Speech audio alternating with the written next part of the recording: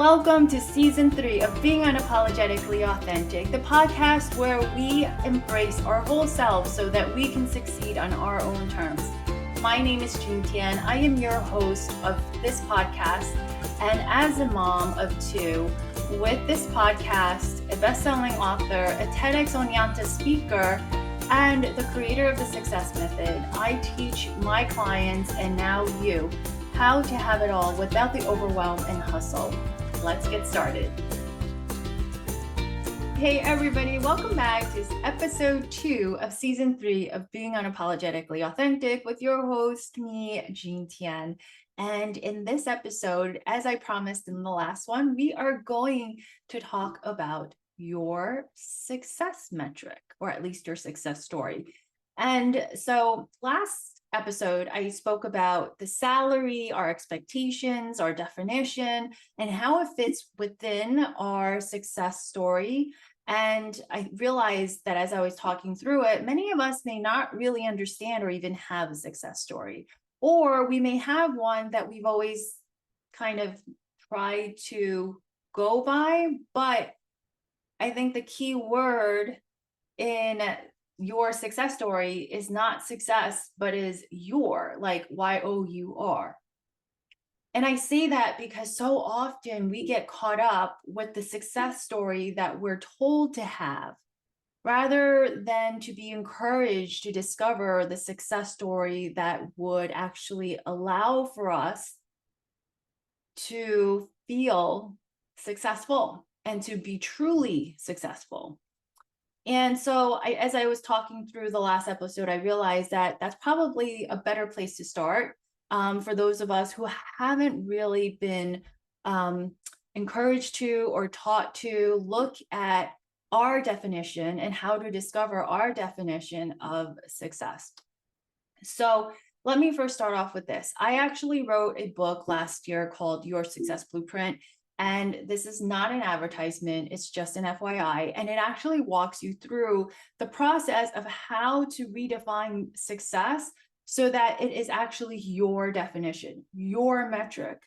You define it based off what's important to you, not what's important to other people, not what was important to your parents, which is so often what happens to us as we grow into our own adult self, is that we get caught up trying to achieve the things that our parents tell us to achieve or our friends tell us to achieve. And then we forget to really look at what it is that we want to achieve, what it is that really lights us up, what it is that we really want to do in our lifetime.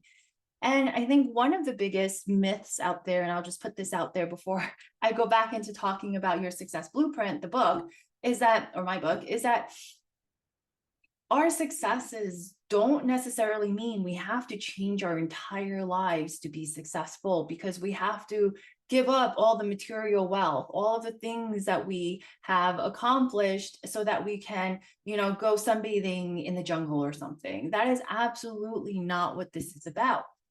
Instead, what Your Success Blueprint is about and what your success is about is understanding what lights you up, understanding what brings you joy, understanding really the motivation behind the things that we do, and so that we can make the choices that are most aligned with us and the things that we value in our personal lives. And you'll realize that once you start to really look into this, is that your definition of success may absolutely no longer align with what your boss says, what your organization says, what your spouse says, what your parent says, because you have gained enough experience within your life now to be able to decide what's important to you, what's fun for you, what you really have an interest in pursuing. And sometimes maybe it means a pivot. Remember that word back from COVID? It might mean a career pivot or a career shift, but oftentimes it really doesn't mean that. All it means is that we start to enjoy the things that we have in a different way. And we start to use our energy and the resources that we have in a way that becomes fuel for more success, because we're no longer wasting the resources that we have to chase after the things that don't matter to us. And so when you have concentrated energy, and we know this is scientifically proven, when you have concentrated energy in one direction or in one action, it's so much more powerful than if you were to have scattered energy or scattered resources in multiple directions, right? So it's almost like you can be a generalist and you can know many things in wide, right? Like your knowledge may be wide, or your activities and investment in time may be wide, but it's not deep. And sometimes when it's too wide, it becomes overwhelming. And we get lost in trying to be the best in all of these things. And then we forget that we only need to be the best in just one or two or three things that really matter to us. So the reason why I brought up my book is because my book is based off of the 7-step proprietary method that I created called the Success Method. And it's the method that walks you through in terms of unlearning the success or the definition of success that you think you have or that you have currently, and to really be able to create a definition that works for you. And it's 7 steps, and I'll go through them very quickly here. But one of the things I wanted to mention before we get started with that is that in working with my clients, one thing I've realized consistently over and over, I've always asked them this one question, and not one single client has ever been able to clearly define to me what success means to them. And here's the analysis that I throw at them is that, well, if you are working to be successful, and many of us, if not all of us, are, and we don't know what success means to us, it's the analogy, or it's the same thing as not knowing where our destination is. So it's as if we were pulling up a map and you're like, okay, let me figure out how to get from where I am today, that big red dot on the map, like this is where you are. And if you don't know where you want to go, then how do you know how to get there? And so you start running off in all these different directions. And of course you're exhausted. Of course you're tired. Of course you're frantic. Of course you're overwhelmed, because you're trying to do it all, but you don't have to. And you're trying to do it all because you don't know where you're going. So you're doing it all hoping that the law of average will actually work for you. And that is that at some point, or I can't remember what law it is, maybe it's not the law of average, but it's the law where eventually if you do it enough, or if you hit enough, you throw enough darts, one of them will hit bullseye.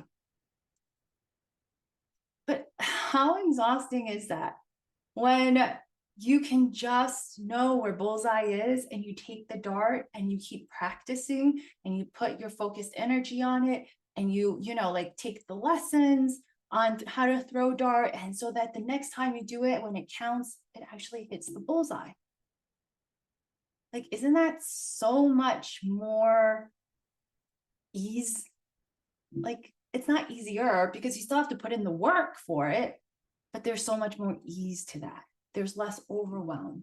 There's less franticness. There's less frustration because you're not constantly hitting dead ends, because you're no longer trying to find something that doesn't exist because you don't know what it is that you want in the first place. So that's why with the Success Method, the first step is always sussing out your definition of success. And sussing out is not just like, okay, let's go define what success means to us. It's sussing it out. It's really like the way I see it, it's like you have a garbage can full of garbage. This is currently your definition of success. And sussing it out means going through the garbage can and pulling out each piece of garbage and saying, did I like it? No, yeah. And you're really doing the work and doing the due diligence needed to really understand what your definition of success is. Because once you have that, that is your guiding principle for everything that you do until the next time you need to reevaluate your success. And that is key as well. Success is not static. You're going to constantly reevaluate your definition of success because we grow. And as we grow, we have new perspectives. And as we have new perspectives, the things that we used to think mattered doesn't matter anymore. Just like that fancy handbag I have in my closet, the one thing that I used to think mattered doesn't matter anymore. So then the second step is to underline the successes that you have already achieved. Because if you go back to episode 1, as I explained, is that we get so caught up in the gap of what we haven't achieved yet that we forget about all the things that we have achieved. And when we start to focus on all the things we haven't achieved yet, we feel like a failure and we don't give ourselves enough credence. We don't give ourselves enough benefit of praise, right? To know that we can absolutely achieve the things that we are working to achieve. And then we become doubtful, and then things become even more frustrated, and it becomes this like spiral out of control energy into, oh, I'll never have it. That's absolutely not true. But we get stuck in that energy, we get stuck in that mind space because of the fact that that's where we focus on. And so this step helps you remember how powerful you are, how strong you are, how accomplished you are. And more importantly, it reminds you of how capable you are of achieving the things that matter to you. And then, so then for the third step, sorry, brain fart there. For the third step, we're going to cross out our old definition of success, or the parts of our old definition of success that no longer matters to us, because again, we have the new perspectives, right? And this way, it makes space for us to create a new definition of success, to bring in the new perspectives that will help us go forward. And that's what the next C is. And it's to create a new definition of success, or to create new components to the definition of success that we have. And the E is to be able to energetically release any of the fears and the doubts that we may have when it comes to our new goals. Because most likely, when you realize how powerful you are, when you realize how capable you are, what you may not realize is that the goals that you're going to start setting for yourself are bigger than what you may have even imagined possible in the past. And oftentimes this brings forward a sense of fear, a sense of doubt, like, can we really do it? And that's okay, because that's human for us to do that. But it's more important for us to be able to release those energies of doubt, those fears that come up, because those weigh us down. And once we're able to start to release those, then we're going to stay in that energy of excitement. We're going to convert it to the energy of excitement, right? Because when we release the energies, when we release the weight of fear, we can then allow for ourselves to become hopeful, to become excited. And that's the fuel that we keep moving forward towards this new success story that we have. And then we have to sustain our energy. And this is where work-life balance comes into play. And let me tell you, and I think I will do another episode on this one with work-life balance, because it is the biggest misunderstood concept out there. And maybe I've already done one now that I'm thinking about it, but